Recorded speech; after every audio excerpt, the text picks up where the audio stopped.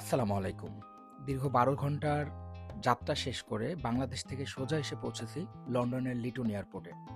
Liton airport থেকে underground যোগে এসে দাঁড়িয়েছি লন্ডন সিটি সেন্টারে। আমার সাথে অনেকগুলা ব্যাগেজ থাকায় এখান থেকে ট্যাক্সি যোগে যাব লিউটনের উদ্দেশ্যে। উদ্দেশ্য ছোট ভাই সবুজের বাসায়। পথিমধ্যে ২৬ ব্যাচের ছোট ভাই তুহিন এসে আমার সাথে যোগ হবেন। যুক্তরাজ্যের রাজার বাসা বাকিংহাম প্যালেসের সামনে দিয়ে বৃষ্টিস্নাত লন্ডনের সৌন্দর্য উপভোগ করতে করতে ছুটে চলেছি লিটনের উদ্দেশ্যে।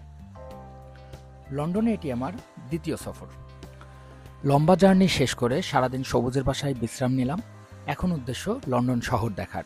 আমার বিশ্ববিদ্যালয়ের ছোট ভাইগুলা ওরা লন্ডনের টাওয়ার ব্রিজে এসে অপেক্ষা করতেছে। লন্ডন আসলে আমার সব থেকে ভালো লাগার বিষয় হচ্ছে আমার বিশ্ববিদ্যালয়ের ভাই ব্রাদারের সাথে রিউনিয়ন। তো সবাই মিলে আস্তে আস্তে রওনা দিলাম। টুকটুক করে থেমস নদীর পাদদেশ দিয়ে হেঁটে যাচ্ছি টাওয়ার ব্রিজের দিকে।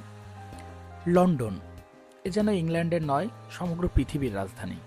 এখানে আসলে সকাল দুপুর রাত প্রত্যেকটা সময়ে তার আলাদা আলাদা সৌন্দর্য আপনাকে অভিভূত করে তুলবে। রাতের বেলায় লন্ডন টাওয়ার ব্রিজের আশেপাশের সমস্ত আলো যখন থেমস নদীর উপরে এসে পড়ে, সে এক অদ্ভুত সৌন্দর্যের মায়া সৃষ্টি করে, যা থেকে চোখ ফেরানো যায় না। আস্তে আস্তে আমার ছোট ভাইগুলো আসলো। ২৮ ব্যাচের মনির, সবুজ, তুহিন, সাইফ, মিলন রাস্তায় আছে, বিজয় আসবে, ছোট ভাই রবিরও আসার কথা আছে। তো আমরা সবাই মিলে থেমস নদীতে বসে বসে গল্প করছিলাম, ছবি তুলছিলাম। লন্ডন ইতিহাস, সংস্কৃতি আর আধুনিকতার এক অপূর্ব সংমিশ্রণ। এই শহরটি নিয়ে ৫-৬ মিনিটের ব্লগ করা মানে একটি মহাকাব্যের সারসংক্ষেপ করা। চলুন লন্ডনের অলিগলি থেকে রাজপ্রাসাদ পর্যন্ত একটি কাল্পনিক সফর করি। লন্ডনের কথা বললেই সবার আগে চোখে ভাসে বাকিংহাম প্যালেস এবং সেখানকার রাজকীয় প্রহরী বদল। থেমস নদীর তীরে দাঁড়িয়ে থাকা বিগ বেন এবং হাউস অব পার্লামেন্ট শহরটির অভিজাত্যের প্রতীক। আবার সেই নদীর উপরেই দাঁড়িয়ে রয়েছে আইকনিক টাওয়ার ব্রিজ, যা প্রকৌশলবিদ্যার এক অনন্য নিদর্শন। লন্ডন মানেই বিশ্বের সেরা সব মিউজিয়াম। ব্রিটিশ মিউজিয়াম, যেখানে মানব সভ্যতার ইতিহাস সংরক্ষিত, কিংবা লন্ডন মিউজিয়াম। বর্তমান সময়ে লন্ডন আরও আধুনিক ও গতিশীল। লন্ডন আই থেকে পুরো শহরের প্যানোরামিক ভিউ দেখা যায়। ২০২৬ সাল লন্ডনের জন্য একটি বিশেষ বছর। এবছর অলিম্পিক পার্কে নতুন এই মিউজিয়ামটি সাংস্কৃতিক দিগন্তের আরও প্রসারিত করেছে, যা পুরো শহর জুড়ে উৎসবের আমেজ তৈরি করে রেখেছে। এবছর সাউথ ব্যাংক সেন্টারের ৭৫তম বার্ষিকী, সেটা নিয়েও লন্ডনে ব্যাপক আয়োজন। লন্ডনের আন্ডারগ্রাউন্ড বা টিউব রেল ব্যবস্থা এই বিশাল শহরের ধমনীর মতো কাজ করে।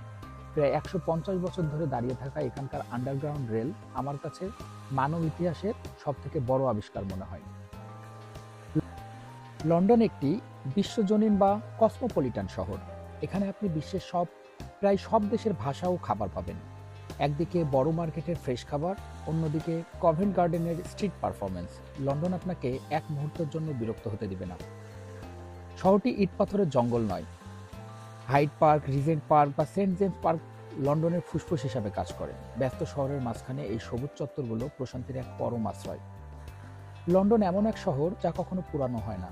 এখানে প্রতিটি পদক্ষেপে যেমন রোমান ইতিহাসের ছোঁয়া পাওয়া যায়, তেমনি ভবিষ্যতের আধুনিকতাও চোখে পড়ে। আপনি ইতিহাসবিদ হন কিংবা সাধারণ পর্যটক, লন্ডন আপনাকে প্রতিবার নতুন কিছু দিয়ে মুগ্ধ করবে। লন্ডনের থেমস নদীতে ক্রুজ শিপে ভ্রমণ শহরের সৌন্দর্য উপভোগ করার জন্য অন্যতম সেরা উপায়। এই ভ্রমণগুলো পর্যটকদের কাছে অত্যন্ত জনপ্রিয়। লন্ডনের থেমস নদীতে কয়েক ধরনের ক্রুজ সার্ভিস পাওয়া যায়।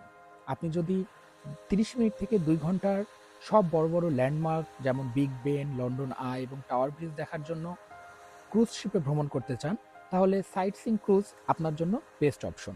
এছাড়াও যদি আপনি বিশেষ মুহূর্ত কাটাতে চান, তবে লাঞ্চ ক্রুজ, আফটারনুন ক্রুজ বা ডিনার ক্রুজ বেছে নিতে পারেন।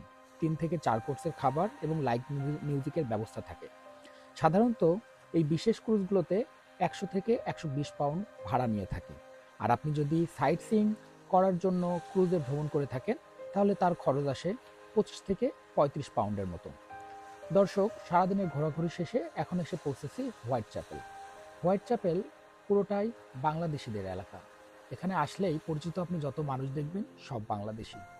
সারাদিনের লম্বা সফর শেষ করে এখন ফেরার সময়। আমি দাঁড়িয়ে আছি লন্ডনের ভিক্টোরিয়া বাস জংশনে। কিছুক্ষণ পরেই আমি স্কটল্যান্ডের উদ্দেশ্যে বাসে করে রওনা দিব। লন্ডন থেকে বিদায় নেওয়া সবসময় আমার জন্য কষ্টের। লন্ডনে আসলে আমার মনে হয় আমি বাংলাদেশে আছি। লন্ডন থেকে আবার যখন স্কটল্যান্ডে ব্যাক করি, আবার আমার সেই একা জীবন, যেটা আমি খুবই অপছন্দ করি। স্কটল্যান্ডে আমি যে শহরে থাকি, একসময় আমার স্যাররা সেখানে থাকতেন। স্যাররাও এখন স্কটল্যান্ডের রাজধানীতে মুভ করেছেন। তো সব মিলিয়ে স্কটল্যান্ডে আমি এখন একা। তাই গতকাল সবাই যেমন মন খারাপ নিয়ে আমাকে বিদায় দিয়েছেন, পুরোটা রাস্তা বৃষ্টিতে ভিজেছিল। মনে হচ্ছিল বৃষ্টি আমাকে বিদায় দিচ্ছে। দর্শক, এখন যে ব্রিজটি দেখতে পাচ্ছেন, এটা স্কটল্যান্ডের রাজধানী এডিনবরার ঐতিহাসিক ব্রিজ। এই ব্রিজটা পার করে আর 2 ঘন্টা বাস জার্নি শেষ করে আমার 16 ঘন্টার বাস জার্নি শেষ হয়ে আমি পৌঁছে যাব স্কটল্যান্ড। সে পর্যন্ত সবাই ভালো থাকবেন, সুস্থ থাকবেন, আমার জন্য দোয়া করবেন। আবার চলে আসব নতুন কোনো ভিডিও নিয়ে, নতুনভাবে। আসসালামু আলাইকুম।